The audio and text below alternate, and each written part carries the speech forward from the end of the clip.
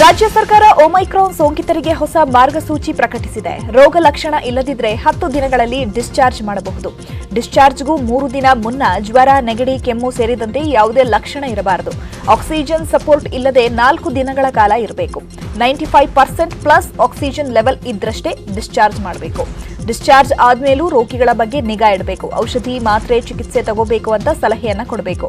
Discharge ಮಾಡುವಾಗ RTPCR negative ವರದಿ ಕಡ್ಡಾಯವಾಗಿದೆ. ಆರ್ಟಿಪಿಸಿಆರ್ನಲ್ಲಿ ಮತ್ತೆ ಪಾಸಿಟಿವ್ ಬಂದ್ರೆ ಮತ್ತೆ ಸ್ವಾಬ್ ಟೆಸ್ಟ್ ಮಾಡಬೇಕು. ಒಮೈಕ್ರಾನ್ ಎದುರಿಸಲು ರಾಜ್ಯ ಸರ್ಕಾರ ಸಿದ್ಧತೆಯನ್ನ ಮಾಡಿಕೊಳ್ತಾ ಇದೆ. ಸೋಂಕಿತರಿಗೆ ಬೆಂಗಳೂರಿನ ಬೌರಿಂಗ್ ಆಸ್ಪತ್ರೆ ಮೀಸಲು ಇಡಲಾಗಿದೆ. ಖಾಸಗಿ ಆಸ್ಪತ್ರೆಗಳಲ್ಲೂ ಬೆಡ್ ಮೀಸಲು ಇಡಲು ಕ್ರಮ ಕೈಗೊಂಡಿದೆ. ರಾಜ್ಯದೆಲ್ಲೆಡೆ 6,000 ಖಾಸಗಿ ಆಸ್ಪತ್ರೆಗಳಲ್ಲಿ, ಬೆಂಗಳೂರಲ್ಲಿ 3,000ಕ್ಕೂ ಹೆಚ್ಚು ಖಾಸಗಿ ಆಸ್ಪತ್ರೆಗಳಲ್ಲಿ ಬೆಡ್ ಸಿದ್ಧಪಡಿಸಲಾಗಿದೆ. ಪ್ರತಿ ಆಸ್ಪತ್ರೆಯಲ್ಲಿ 15% 20% ಐಸಿಯು ಬೆಡ್ ಹೆಚ್ಚಳಕ್ಕೆ ವ್ಯವಸ್ಥೆ ಮಾಡಲಾಗಿದೆ. ಏರ್ಪೋರ್ಟ್ನಲ್ಲಿ ಕೋವಿಡ್ ಟೆಸ್ಟ್ಗೆ ದರ ಹೆಚ್ಚಳ ಮಾಡಲಾಗಿದೆ ಎಂಬ ವಿಚಾರಕ್ಕೆ ಸಂಬಂಧಪಟ್ಟಂತೆ ಸಿಎಂ ಬಸವರಾಜ ಬೊಮ್ಮಾಯಿ ಸ್ಪಷ್ಟನೆ ಕೊಟ್ಟಿದ್ದಾರೆ. ಬೆಂಗಳೂರಿನಲ್ಲಿ ಮಾತನಾಡಿದ ಅವರು, ಟೆಕ್ನಾಲಜಿಯಿಂದಾಗಿ ದರ ಏರಿಕೆಯಾಗಿದೆ. ತಮಿಳುನಾಡಿನಲ್ಲಿ ನಮಗಿಂತಲೂ ಜಾಸ್ತಿ ಇದೆ.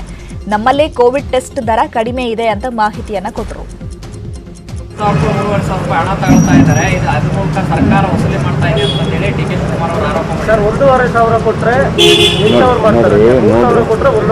ಹೌದ್ರಿ, ಟೆಕ್ನಾಲಜಿ ಹಂಗಿದೆ. ಈಗಾಗಲೇ ಎಕ್ಸ್ಪ್ಲೇನ್ ಮಾಡಿ ಹೇಳಿದ್ದಾರೆ. 500 ರೂಪಾಯಿಗೂ ಟೆಸ್ಟ್ ಆಗುತ್ತೆ.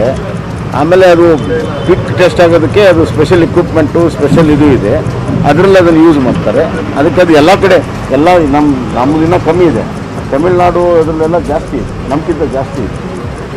ಆದ್ದರಿಂದ ಇಟ್ಸ್ ಟೆಕ್ನಾಲಜಿ ಓರಿಯೆಂಟೆಡ್. ಅದರಲ್ಲೇನು ಹೊಸ ವರ್ಷಾಚರಣೆ ಮತ್ತು ಕ್ರಿಸ್ಮಸ್ ಅದ್ದೂರಿ ಆಚರಣೆಗೆ ನಿರ್ಬಂಧ ವಿಚಾರ ಸಂಬಂಧ ಬಿಗಿ ಕ್ರಮಕ್ಕೆ ಬಿಬಿಎಂಪಿ ಮುಂದಾಗ್ತಿದೆ. ಹೀಗಾಗಿ ಈ ಬಾರಿಯೂ ಅದ್ದೂರಿಯಾಗಿ ಆಚರಣೆ ಮಾಡಲು ಅವಕಾಶ ಇಲ್ಲ. ಸರ್ಕಾರದ ಮಟ್ಟದಲ್ಲಿ ಈ ಬಗ್ಗೆ ಚರ್ಚೆಯಾಗಿ ನಿರ್ಧಾರ ಆಗಲಿದೆ. ಇದುವರೆಗೂ ಬಿಬಿಎಂಪಿಗೆ ಆಚರಣೆ ಅನುಮತಿ ಕೋರಿ ಯಾವುದೇ ಮನವಿಗಳು ಬಂದಿಲ್ಲ. ಮುಂದಿನ ದಿನಗಳಲ್ಲಿ ಈ ಬಗ್ಗೆ ಸರ್ಕಾರವೇ ತೀರ್ಮಾನ ತೆಗೆದುಕೊಳ್ಳಲಿದೆ ಅಂತ ಬಿಬಿಎಂಪಿ ಮುಖ್ಯ ಆಯುಕ್ತ ಗೌರವ್ ಗುಪ್ತಾ ಹೇಳಿದ್ದಾರೆ. ಹೊಸ ವರ್ಷ ದಿನಾಚರಣೆ ಸಂಬಂಧಪಟ್ಟವಾಗಿ ಆಚರಣೆ ಸಾಮಾನ್ಯ ವರ್ಷದಂತೆ ಇರಲಿ ಅಥವಾ ಈಗಿರ್ತಕ್ಕಂತಹ ಏನೋ ನಿರ್ಬಂಧನೆಗಳಿದೆ ಅದಕ್ಕೆ ಒಳಪಟ್ಟಿರಬೇಕು ಅಥವಾ ಬೇರೆ ಏನಾದರೂ ಬದಲಾವಣೆ ಆಗ್ತದೋ ಅದರ ಬಗ್ಗೆ ಕೆಲವು ಅನುಮಾನಗಳು ಇದ್ದಾವೆ. ಮುಂದಿನ ಮಾರ್ಚ್ ಏಪ್ರಿಲ್ನಲ್ಲಿ ಕೊರೋನಾ ಮಾಯವಾಗಲಿದೆಯಂತೆ. ಯಾಕಂದ್ರೆ ಯಾವುದೇ ವೈರಸ್ ಹರಡುವಿಕೆಯ ಗರಿಷ್ಠ ಕಾಲಾವಧಿ 2 ವರ್ಷವಂತೆ. ರೂಪಾಂತರಿ ವೈರಸ್ ಹರಡುವಿಕೆ ಶಕ್ತಿ ಕ್ರಮೇಣ ಇಳಿಕೆಯಾಗಲಿದೆ. ಯಾವುದೇ ವೈರಸ್ ಉತ್ತುಂಗ ಸ್ಥಿತಿಗೆ ಏರಿ ನಂತರ ಇಳಿಮುಖವಾಗಲಿದೆ. ಸ್ಪ್ಯಾನಿಷ್ ಫ್ಲೂ, ಸ್ಮಾಲ್ ಪಾಕ್ಸ್ 2 ವರ್ಷಕ್ಕೆ ಇಳಿಮುಖವಾಗಿತ್ತು. ಕೊರೋನಾ ಸಹ 2 ವರ್ಷಕ್ಕೆ ಇಳಿಮುಖವಾಗುವ ಸಾಧ್ಯತೆ ಇದೆ ಎನ್ನಲಾಗ್ತಿದೆ. ವಿದೇಶದಿಂದ ಬೆಂಗಳೂರಿಗೆ ಬಂದ ಇಬ್ಬರಿಗೆ ಕೊರೋನಾ ಸೋಂಕು ದೃಢಪಟ್ಟಿದೆ. 9 ವರ್ಷದ ಬಾಲಕಿ ಹಾಗೂ 20 ವರ್ಷದ ಯುವಕನಿಗೆ ಸೋಂಕು ಅಂಟಿದೆ. ಏರ್ಪೋರ್ಟ್ನಲ್ಲಿ ತಪಾಸಣೆ ವೇಳೆ ಪಾಸಿಟಿವ್ ದೃಢಪಟ್ಟಿದ್ದು, ಬೆಂಗಳೂರಿನ ಬೌರಿಂಗ್ ಆಸ್ಪತ್ರೆಯಲ್ಲಿ ಇಬ್ಬರಿಗೂ ಐಸೋಲೇಟ್ ಮಾಡಲಾಗಿದೆ. ಜಿನೋಮ್ ಸೀಕ್ವೆನ್ಸಿಂಗ್ಗೆ ಸ್ಯಾಂಪಲ್ ಅನ್ನು ರವಾನಿಸಲಾಗಿದ್ದು, ನಿನ್ನೆ ಕೂಡ 2 ಕೊರೋನಾ ಕೇಸ್ ಪತ್ತೆಯಾಗಿದೆ. ಚಿಕ್ಕಮಗಳೂರು ಜಿಲ್ಲೆಯಲ್ಲಿ ಮತ್ತೆ ಕೊರೋನಾ ಸ್ಫೋಟಗೊಂಡಿದೆ. ಎನ್ಆರ್ಪುರ ತಾಲೂಕಿನ ಖಾಸಗಿ ಶಾಲೆಯ ಓರ್ವ ಶಿಕ್ಷಕ ಹಾಗೂ 10 ವಿದ್ಯಾರ್ಥಿಗಳಿಗೆ ಪಾಸಿಟಿವ್ ದೃಢಪಟ್ಟಿದೆ. ಎಲ್ಲರಿಗೂ ಮನೆಯಲ್ಲೇ ಐಸೋಲೇಷನ್ ಮಾಡಿ ಚಿಕಿತ್ಸೆ ನೀಡಲಾಗಿದೆ. 1 ವಾರ ಶಾಲೆ ಸೀಲ್ ಡೌನ್ ಮಾಡಿ ಜಿಲ್ಲಾಧಿಕಾರಿ ಆದೇಶ ಹೊರಡಿಸಿದ್ದಾರೆ. ಶಾಲೆ ಅಕ್ಕಪಕ್ಕದ ಜನರು ಎಚ್ಚರದಿಂದ ಇರುವಂತೆ ಸೂಚನೆ ಕೊಟ್ಟಿದ್ದಾರೆ.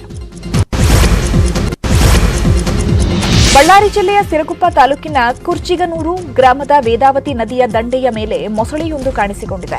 ನದಿ ದಡದ ಮೇಲೆ ಮಲಗಿದ್ದ ಮೊಸಳೆ ಕಂಡು ಗ್ರಾಮಸ್ಥರಲ್ಲಿ ಆತಂಕ ಮನೆ ಮಾಡಿದೆ. ವೇದಾವತಿ ನದಿಯಿಂದಲೇ ರೈತರು ತಮ್ಮ ಹೊಲಗಳಿಗೆ ನೀರು ಹರಿಸುತ್ತಾರೆ. ಈ ಹಿನ್ನೆಲೆ ನದಿಗೆ ಇಳಿಯಲು ರೈತರಿಗೆ ಭೀತಿ ಶುರುವಾಗಿದೆ. ದಡದ ಮೇಲೆ ಮಲಗಿದ್ದ ಮೊಸಳೆ ಕಂಡು ಗ್ರಾಮಸ್ಥರು ಮೊಬೈಲ್ನಲ್ಲಿ ಸೆರೆ ಹಿಡಿದಿದ್ದಾರೆ. ಡಿಸೆಂಬರ್ 16ರಂದು ನಡೆಯಲಿದ್ದ ಹನುಮಾನ ಮಾಲಾ ವಿಸರ್ಜನೆ ಕಾರ್ಯಕ್ರಮಕ್ಕೆ ಕೊಪ್ಪಳ ಜಿಲ್ಲಾಡಳಿತ ನಿರ್ಬಂಧವನ್ನ ಹೇರಲಾಗಿದೆ. ಅಂದ್ರೆ ಹನುಮನ ಮಾಲಾ ವಿಸರ್ಜನೆ ಕಾರ್ಯಕ್ರಮವನ್ನ ಏರ್ಪಡಿಸಲಾಗಿತ್ತು. ಆದ್ರೆ ಈಗ ಅದಕ್ಕೆ ನಿರ್ಬಂಧವನ್ನ ಹೇರಲಾಗಿರುವಂತದ್ದು. ಸಾಂಪ್ರದಾಯಿಕ ಧಾರ್ಮಿಕ ಕಾರ್ಯಕ್ರಮಗಳನ್ನು ಸರಳವಾಗಿ ಆಚರಿಸಬೇಕು. ಆದ್ರೆ ಅದ್ದೂರಿಯಾಗಿ ಸಾವಿರಾರು ಜನ ಸೇರುವುದನ್ನ ಕೊಪ್ಪಳ ಜಿಲ್ಲಾಧಿಕಾರಿಗಳು ನಿರ್ಬಂಧಿಸಿ ಆದೇಶವನ್ನ ಹೊರಡಿಸಿದ್ದಾರೆ. ಇದರಿಂದಾಗಿ ಹನುಮನ ಮಾಲಾಧಾರಿಗಳಲ್ಲಿ ನಿರಾಸೆ ಮೂಡಿಸಿದೆ. ಕೊಪ್ಪಳ ಜಿಲ್ಲೆಯ ಆನೆಗೊಂದಿಯ ಬಳಿ ಇರುವಂತಹ ಅಂಜನಾದ್ರಿಯಲ್ಲಿ ಪ್ರತಿ ವರ್ಷ ಹನುಮ ಮಾಲಾ ವಿಸರ್ಜನೆ ನಡೀತಾ ಇದೆ. ಮಾಲಾಧಾರಿಗಳು ಗಂಗಾವತಿಯಿಂದ ಮೆರವಣಿಗೆಯನ್ನ ನಡೆಸಿ ಅಂಜನಾದ್ರಿಯಲ್ಲಿ ವಿವಿಧ ಧಾರ್ಮಿಕ ಆಚರಣೆಯ ಮೂಲಕ ಮಾಲೆಯನ್ನ ವಿಸರ್ಜಿಸುತ್ತಾರೆ. ಆದರೆ ಹನುಮ ಮಾಲಾಧಾರಿಗಳಿಗೆ ಈ ವರ್ಷವೂ ನಿರಾಸೆಯಾಗಲಿದೆ. ಹನುಮ ಮಾಲಾಧಾರಿಗಳು ತಮ್ಮ ಮಾಲೆಯನ್ನು ಸ್ಥಳೀಯವಾಗಿ ಇಲ್ಲವೇ ಮನೆಯಲ್ಲಿ ಭಕ್ತಿಯಿಂದ ವಿಸರ್ಜಿಸಬೇಕು. ಕೋವಿಡ್ ನಿಯಮ ಪಾಲನೆಗೆ ಸಹಕರಿಸಬೇಕೆಂದು ಕೊಪ್ಪಳ ಜಿಲ್ಲಾಧಿಕಾರಿ ವಿಕಾಸ್ ಕಿಶೋರ್ ತಿಳಿಸಿದ್ದಾರೆ.